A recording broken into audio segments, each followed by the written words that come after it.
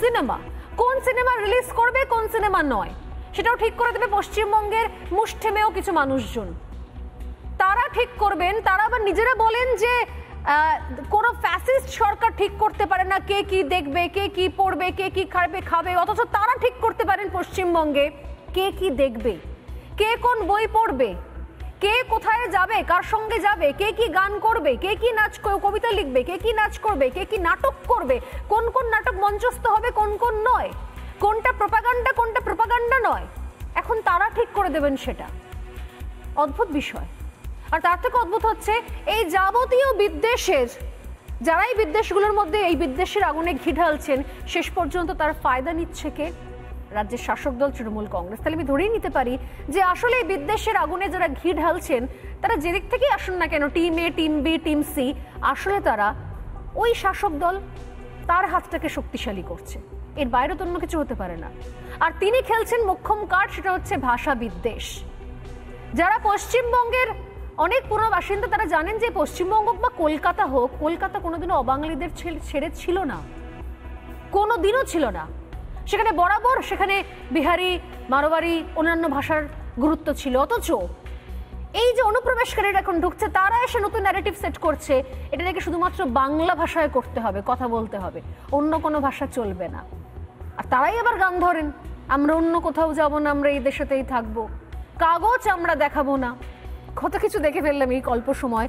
কিন্তু সত্যি সত্যি বোধহয় বৃত্ত সম্পূর্ণ হচ্ছে আস্তে আস্তে, যখন দেখা যায় পশ্চিমবঙ্গে যারা একসময় তো তাদের নিজেদের ন্যারেটিভ সেট করার জন্য একসময় হাতিয়ার করে নিয়েছিল সিনেমাকে, নাটককে, থিয়েটারকে, তারা আজকে অন্য সিনেমার বিরোধিতা করছে।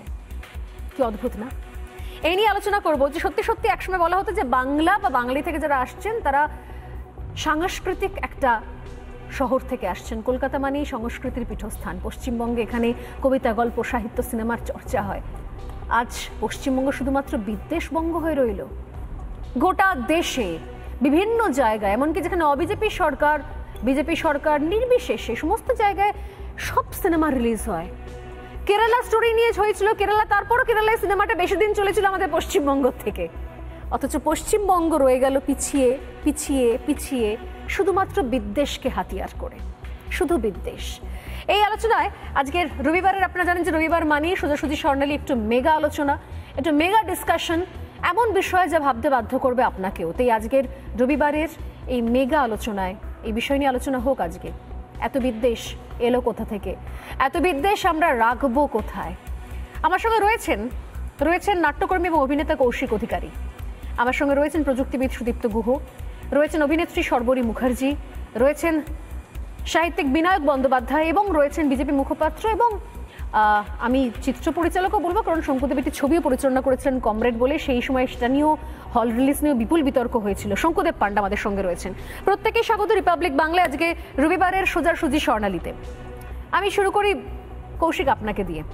নাটকের লোক, নাটক তো বলি আমরা সব থেকে এগিয়ে থাকা, নাটক হচ্ছে সমাজের অন্যতম একটা আয়না। নাটকের মধ্যে দিয়ে অনেক প্রতিবাদের ভাষা, বিপ্লবের ভাষা তুলে ধরা যায়, সব রকম ভাষা তুলে ধরা যায় পশ্চিমবঙ্গে। যে কোনো মতাদর্শের কথা বলা যায় নির্দ্বিধায় এই পশ্চিমবঙ্গে। অথচ দেশ নিয়ে, দশ নিয়ে কোনো কিছু কাজ করলেই সঙ্গে সঙ্গে তকমা এঁটে দেওয়া হয়, বিভিন্ন ধরনের ভাষা আমদানি হয়, নতুন নতুন ভাষা। এটা তো বিজেপির নাটক, এই নাটক, দালালির নাটক, হ্যান নাটক, ত্যান নাটক। অথচ এই পশ্চিমবঙ্গের সমস্ত সরকারি মঞ্চে দিনের পর দিন বামপন্থী মানুষজন তারা একের পর এক তাদের ন্যারেটিভ সেট করে, তাদের এজেন্ডা সেট করে একের পর এক নাটক করেছেন। এই গুজরাট নিয়ে নাটক হয়েছে, গোধরা নিয়ে নাটক হয়েছে, সমস্তখানে রমরমিয়ে চলেছে। অথচ অন্য কোনো বিষয়ে ভাবনা চিন্তা করলেই চট করে তকমা এঁটে দেওয়া হয়। এত দৈন্যদশা আমাদের কবে থেকে হয়ে গেল? আসলে এটার শুরু কিন্তু এখন হচ্ছে তা নয়। এটার শুরু হয়েছিল বেশ কয়েক বছর আগে, যখন গণনাট্য তৈরি হয়। গণনাট্য তৈরি হয়েছিল একদম সম্পূর্ণরূপে একটি রাজনৈতিক দলের দলীয় প্রচারকে কেন্দ্র করে। তো সেই গণনাট্য শুরু হওয়ার পর থেকে বাঙালির মধ্যে, সেখানে প্রচুর গুণী মানুষ ছিলেন, এটা অস্বীকার করার কোনো জায়গা নেই, গণনাট্য সংঘ, হ্যাঁ।